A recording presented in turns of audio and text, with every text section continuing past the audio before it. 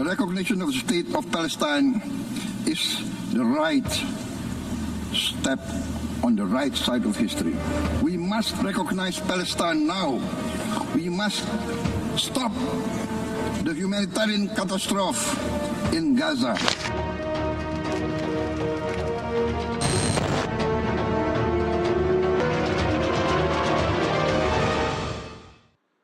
Pemirsa, Presiden Prabowo Subianto kembali menegaskan pengakuan terhadap negara Palestina merdeka sebagai langkah di sisi sejarah yang benar.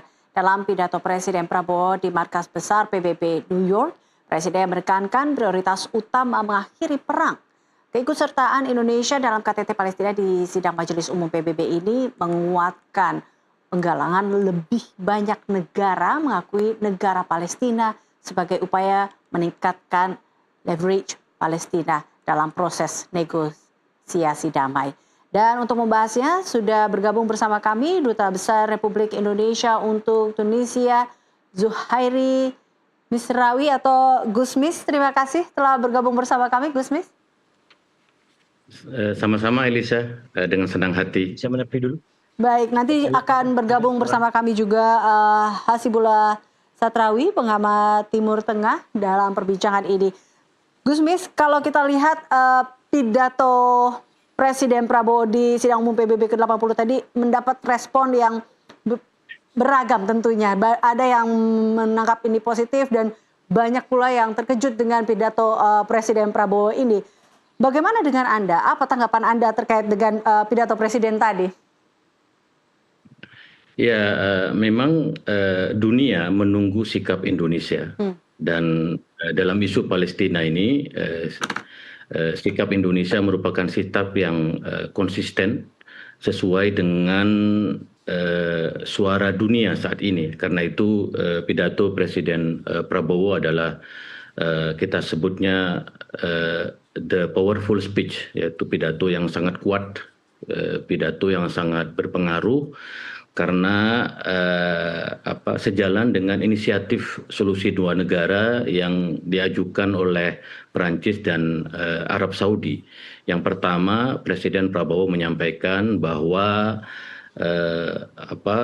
tragedi di Gaza merupakan tragedi yang paling buruk, bahasanya prawada katastrof, tragedi kemanusiaan yang sangat buruk pada abad ini karena kita hidup di dalam zaman yang pengakuan terhadap nilai-nilai hak asasi manusia, tetapi apa yang terjadi di Gaza, blokade, kelaparan, kerusakan, kematian yang terjadi setiap saat itu adalah katastrof, adalah tragedi terburuk kemanusiaan abad ini.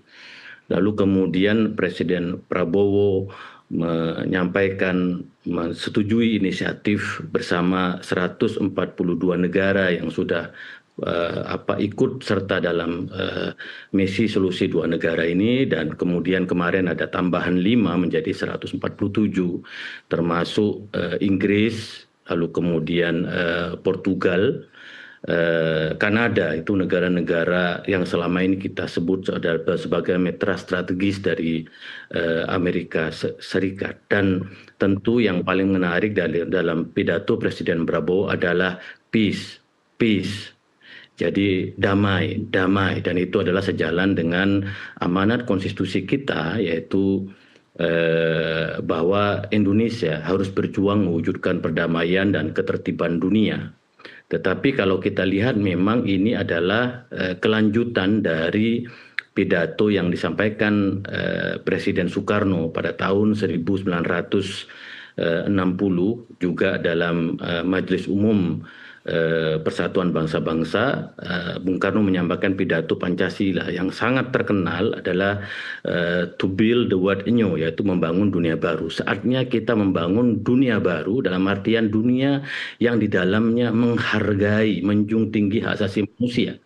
Ini pada hari ini kemarin dan saya karena di Tunisia itu jamnya masih sekitar jam 8, saya menonton sampai jam 1 pagi waktu Tunisia di sini.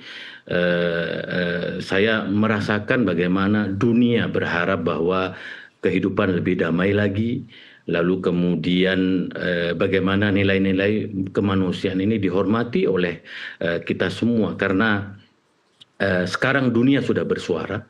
Presiden Prabowo menyampaikan pidato bersejarahnya, maka sekarang bola ada di Amerika Serikat dan Israel. Dua negara ini sekarang harus mendengarkan suara dunia, harus mendengarkan pidato Presiden Prabowo bahwa saatnya kita bergerak ke depan untuk mewujudkan perdamaian melalui solusi dua negara atau two-state solution. Oke, sebelum kita masuk tadi solusi dua negara ini, tadi Anda mengatakan bahwa pidato Presiden Prabowo ini bisa dikatakan the powerful speech. Seberapa besar sebenarnya pengaruhnya dengan apa yang tadi disampaikan Presiden Prabowo sendiri di mata dunia dengan pidatonya tadi?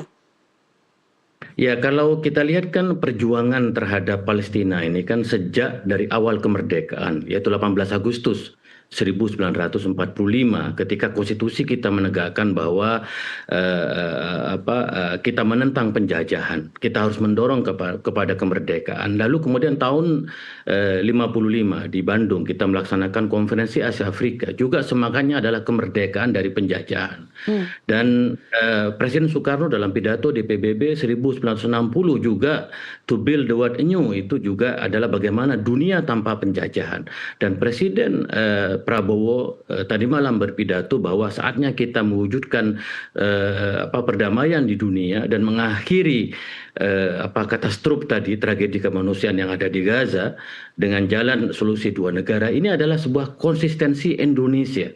Kita punya konsistensi sejarah historik, kita punya konsistensi politik dan diplomatik. Sampai sekarang kami punya mandat untuk mewujudkan Pancasila, yaitu nilai-nilai di mana ada gotong royong di situ. Dan yang terakhir paling penting adalah konsistensi kita dalam konteks menegakkan nilai-nilai kemanusiaan ini, nilai-nilai perdamaian, nilai-nilai ketertiban dunia. Ini yang dilihat oleh dunia, kita menyebutnya adalah the powerful speech dari Presiden Prabowo. Oke, baik. Kita akan kembali menyapa Mas Hasib. Mas Hasib? Ya, siap. Baik. Mas Hasib, Anda sendiri adakah catatan apa mungkin yang menarik yang bisa Anda highlight terkait dengan pidato Presiden Prabowo di sidang umum PBB di ke-80 di New York ini? Ya, terima kasih Mbak. Kalau kita amatin apa yang disampaikan oleh Pak Presiden Prabowo dalam pertemuan semalam atau dini hari waktu Indonesia dengan tokoh-tokoh yang lain, kita coba bandingkan, sebenarnya disampaikan oleh Presiden kita boleh dibilang sebagai pernyataan yang sangat tulus dan sangat kuat sekaligus juga berimbang. Kenapa saya katakan sangat tulus dan juga cukup berimbang? Karena sebenarnya kalau di-compare dari pidato-pidato presiden yang lain, wabil khusus Presiden Macron, itu kan sebenarnya ada bias-bias tertentu yang coba dijaga keseimbangannya.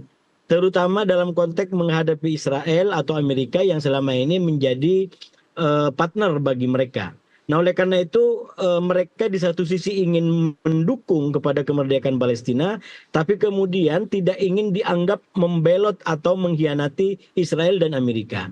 Nah, yang disampaikan Presiden justru menurut saya jauh lebih tulus karena betul-betul berpijak kepada pikiran solusi dua negara dalam pengertian kita siap mengakui kemerdekaan Israel kalau Palestina merdeka sudah diwujudkan. Jadi nggak perlu kita mengecam Hamas secara keras-keras. Kalau yang lain ada kebutuhan untuk mengecam Hamas karena Hamas dikecam itu penting untuk memberikan perimbangan terhadap pembelaan terhadap Palestina. Jadi Palestina itu dibela sebenarnya juga sama, yaitu tidak ada Hamas di masa yang akan datang. Nah, itu yang dimunculkan kalau di dalam pernyataan presiden-presiden lain.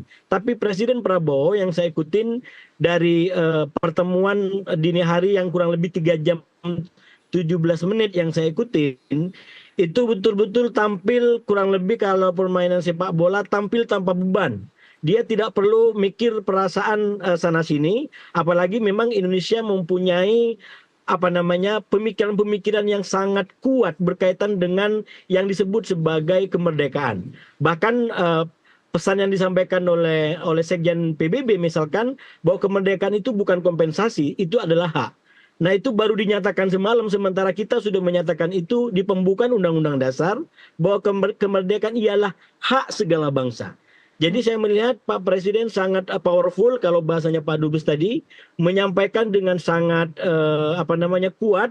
Dan tentu saja yang kedua yang ingin saya sampaikan, karena Presiden ke sana tidak dalam rangka atas nama Palestina semata-mata atau bangsa yang lain, tapi atas nama bangsa Indonesia, maka kita harapkan di forum-forum tersisa, terutama nanti malam di PBB waktu Indonesia, Presiden bisa menyampaikan lebih kuat lagi pikiran keindonesiaan atau perspektif keindonesiaan terkait dengan persoalan global hari ini. Katakan kita lihat di global, kita lihat persoalan kerentanan dan kekhawatiran banyak negara takut diserang. Sementara kita sudah bicara tentang visi perdamaian abadi. Itu kita terlibat dalam ketertiban dunia dengan pikiran perdamaian abadi. Jadi belum lagi bicara tentang nasionalisme kemanusiaan yang disampaikan oleh Bung Karno dengan mengutip Gandhi. Kita sangat ingin mencintai Indonesia, tapi kalau pilihannya adalah menjelek-jelekkan bangsa lain, kurang lebih itu bukan pilihan nasionalisme kita. Nasionalisme kita adalah nasionalisme yang sangat hormat, respect kepada yang lain, dan kita tidak ingin kalau bahasanya Prabowo punya musuh.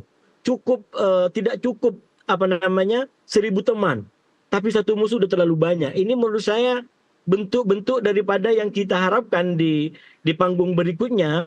Presiden bisa menyampaikan lagi pikiran besar Indonesia yang juga tadi disampaikan oleh Pak Dubes. Baik, tadi